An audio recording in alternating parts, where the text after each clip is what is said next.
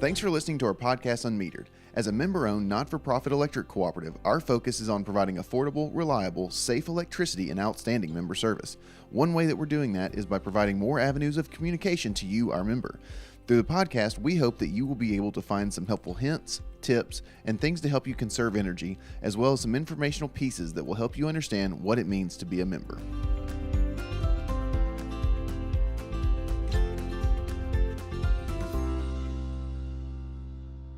Welcome back to Unmetered. We're extremely excited to have you listening to this week's episode. This week we're actually going to be talking about winter outages and some things that you should have prepared in case your home does experience an outage during a cold season. And the other thing that we want to do is give you some tips and tricks to keep you safe during those outages. Now, if you've not taken the opportunity to do so, please subscribe to our podcast channel. Or to our YouTube channel. There you'll be able to get all the latest episodes along with watch or listen to all of our previous ones. If you've also not taken the time to participate in Sharing Change, you can do that by going to sharingchange.org, or you can sign up by talking to one of our member service representatives at one of the area offices or over the phone, and you can do that by calling 877-777-9020. Again, we're really excited for what we're going to be talking about today. This is something that we're trying to make a little bit more of a commitment to our members to do, which is inform them about safety practices and things that they can do to keep their family members and themselves safe when dealing with electricity and the situations that come out of outages or down lines or anything like that. So let's go ahead and get started here. The snow and ice storms right now, it doesn't seem very, very cold. Right now I walked in a t-shirt. However, in the coming weeks, I know that it's going to be dropping down. So now's a great time to go ahead and prepare myself and my family for the event of a power outage. Now, one thing to be aware of is that a power outage is caused by several different factors. We'll be getting to that in the coming weeks, but one thing that is an easy thing to find is a fallen power line. So if you see a down power line, be sure to stay away from it. You need to be at least 50 feet away from those down power lines and keep others from walking into that area. If it's down, assume that it's live. Call us as soon as you can. That number is 877-777-9111, and that is to report any type of outage. And if you see a down power line, please call 911 immediately so that the authorities can notify us. In the event of an outage during a cold weather, especially the ice storms, or around here we don't get tons of snow, but we do get a little bit of it. The one thing that a lot of people are going to look for is an alternative heating source, whether that's a wood-burning stove, propane, gas or a diesel heater. You're going to want to make sure that you're using extreme caution with those things, because those are extremely hot. They're not overly consistent like your HVAC unit is, but they will keep you warm. So the things you want to keep in mind is that you want to make sure you're venting the area properly. So I would not suggest doing this in a room that has no ventilation. And you need to remember that also, because your HVAC isn't running, there's no air flowing in and out. So even though it seems counterintuitive, you're going to want to make sure to open a window or crack a door or something to vent out that carbon monoxide that builds up. Make sure also that you have carbon monoxide monitors somewhere in the home where you're going to be heating with an alternative heat source. That's something that is a good safety precaution to have. And the other thing is, you never want to leave an alternative heating source on when you're not there. So the diesel heaters, the propane heaters, things like that, if you're not going to be home or if you're not going to be awake, you're going to want to consider turning those off and dealing with the residual heat of those and bundling up a little bit extra. Plan to stay in the area of the home where that heat source is. So if you do light up one of those propane heaters or one of the diesel heaters or a backup generator or something like that, be sure that you're at least somewhere near it for one, safety precautions, and this other piece is to simply shut off, to conserve all that heat in one area. Don't shut all the extra rooms in the home, shut all the other places, and just vent using a window or something like that, and that way that heat kind of stays in. The other thing is that with these alternative heat sources is that the carbon monoxide is really going to build up quickly, and whether you're putting it in like a backup generator in your garage, make sure that the garage door is open, and I would recommend actually putting that generator just outside, so that way there's plenty of ventilation for it. Sometimes those generators can actually build up the carbon monoxide that seeps back into your home. It gets through your vents, and you don't think about it because it's not technically in your home. So if you have an add-on garage that you're running a backup generator, or you're running a backup generator in another room, put that outside.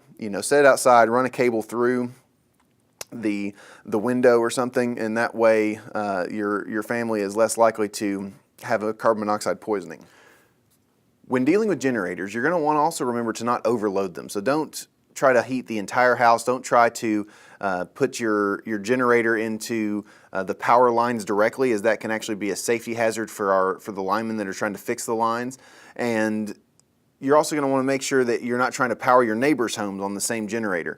Try to only use your generator for small items, things that you need to survive during a winter outage, and that's going to help improve the life of your generator, but also it's going to be improve the safety dealing with it as well. One other thing that, as we always say, is be aware of where your cords are running. So extension cords, don't run them underneath the rugs, don't run them underneath the carpets.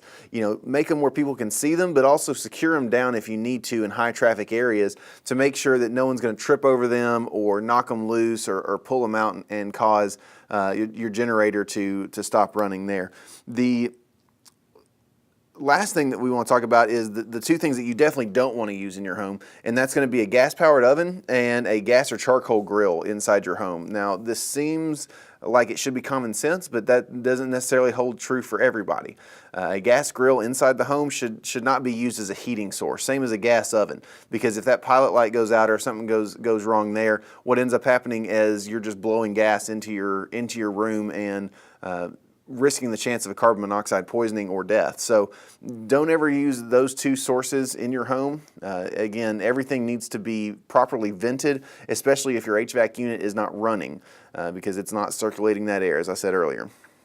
Ideally, your family's going to stay warm during this situation. I mean, of course, bundling up is one of the easiest ways to stay warm. Put on extra jackets, put on extra layers of clothes, and then you're going to want to make sure that you watch your family members and friends for signs of hypothermia, just in case there is an extended outage in extremely cold temperatures. And that is something that you need to at least know the symptoms of, which is going to be shivering, drowsiness, a physical slowness that's not normal for them, along with a mental slowness that they are not necessarily accustomed to having. And so just being aware of those symptoms, especially the senior citizens, the young children, those are the people that are going to be more susceptible to developing hypothermia. But again, if temperatures are that cold in your home, if the outage is going to be an extended period of time, it may be wise to just go ahead and hang out at a friend's house, hang out at a family member's house, that does have power, so that way that you're not going to be dealing with those situations. But again, that's only for extended outages. We're very glad to have a group of linemen and operations people that here at Middle Tennessee Electric that do their best to not have those extended outages. So if you do want to check in and see what your outage time is going to be, you can actually call 1-877-777-9111, and you'll be able to hear, once you put in your account information, you'll be able to find out what kind of a wait time you're looking at. After the break, we're going to talk a little bit about the things that you should have in a winter weather emergency kit in your home, so stay tuned. Unmetered is brought to you by Middle Tennessee Electric. We have a recreation program. One of our first projects was to revitalize our gymnasium, which was an old gym, and we received grant money from Middle Tennessee Electric to put a roof on.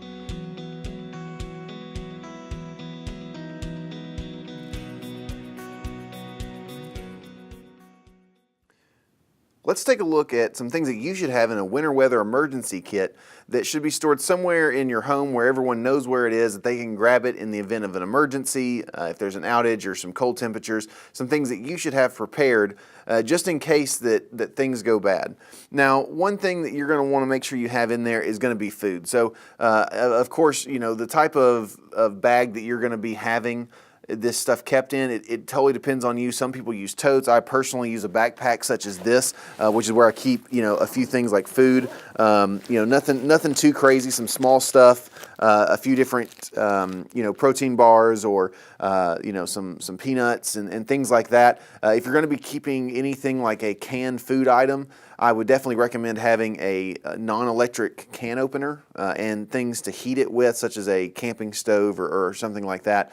It just kind of depends on what kind of food you're going to be keeping in there. For an extended outage, I don't recommend staying in your home unless you have to, like it's too icy or something like that you cannot physically leave, in which case this is where it's going to come in handy to be able to make it a couple days before you're able to leave your home. So definitely check out some different type of foods that are non-perishable that you can store. The next thing you're going to have is you're going to have water. Now, a simple cup like this of water is not going to be nearly enough. So if you're going to be staying at your house because of those icy situations, the best thing to do is to keep a few gallons of water per person that is in your home. So typically that's 2 or 3 gallons per person, if a gallon a day. So that way, if you're locked in to your home because of all the ice, you'll be able to stay hydrated and prevent hypothermia or other illnesses from developing. Now, one thing you're also going to want to have is about a 5-day supply of medicine, because if you don't have that medicine, some people could be in real trouble depending on what those medications are. So again, be aware of what medications you have, when their expiration dates are. So if you do put them into a go bag such as this, you'll have that medication ready to go. If it's something that needs to be refrigerated, as soon as you realize that there's going to be an extended outage or an outage in which your refrigerator is no longer running and you need that medication refrigerated, take precautions as soon as you can to make sure that there's ice in a cooler, and that cooler is very well packed. You can use frozen goods, vegetables, things like that to also insulate and be like an ice pack for those medicines to try to make it last longer. But try to be aware of what medications you do need and those of your family members in the event of an emergency. The other thing you're going to want to have is identification. So obviously, having a wallet or something like that available. Now, most of the time this is in my back pocket, but the other thing is identification, like a driver's license, but you're also going to want to have some personal documents. Now, with your personal documents, this can be anything from Social Security information to bank information to anything that you might need in the event that you need to leave your home, and you don't want to leave those things there and things that you may need. You're also going to want to make sure that you have some cash. So, I personally don't keep a lot of cash. I don't think $3 is going to cut a extended outage where I have to walk to a store or something and maybe perhaps the credit card reader is down or I need to buy something in a pinch. So again, keep a little bit of cash on you. $40, $50 in the bag will be able to get you food or water or anything like that in case of an emergency. Another thing that I like to have is a flashlight. So obviously, everyone loves a flashlight, but a good sturdy flashlight that you can use if you do need to be out in the dark or your power's out, along with a weather radio. So one of these old hand crank weather radios is a great thing to have. That's something that a lot of people don't have anymore because they do have a cell phone, but in the event of an emergency, your cell phone is going to need to use for emergency situations and to keep up with what's going on with the weather. The weather radio is a great thing to use. And because you have a weather radio, you're going to want to have some batteries. I have some batteries down in here. They seem to have fallen out of the bag that I put them in. That seems very safe. But yeah, so these batteries, AA's, AAA's, whatever you need to survive, weather radios, any type of devices for health or anything like that, make sure you have batteries that are charged, that have not expired. You're also going to want to have, with your cell phone, obviously, you're going to want to make sure you have extra cables for those cell phones. The portable chargers for that, those little power blocks that you can plug into, those are great ways for 2 or 3 days without power. You'll be able to charge up your phone and stay in contact with authorities or emergency personnel if needed, along with friends and family. Now, the other thing that you're going to want to have is you're going to want to have a first aid kit. Now, the first aid kit that I keep with me typically doesn't fit in the backpack very easily, but it does kind of stay right beside it. So a first aid kit is extremely good to have around. You know, it's going to have everything from bandages to antibiotics to aspirin and Tylenol. So, you know, be sure that you have a fully functioning first aid kit just for those emergency situations, and that you're going through every now and then and making sure that nothing has expired, the bandages are still sticky, you know, all those things that you're going to need. So when you're creating a survival kit for your home, think about what your family needs to survive in the event of a power outage or an extended outage where you're unable to leave your home for 2 or 3 days due to weather conditions or anything else. And make that kit customized to you. Now, if you're a larger family, obviously you're going to need more things than if you're a single person living in an apartment or whatever that is. But everyone should be aware of what's going on. These are also great things to have in your car.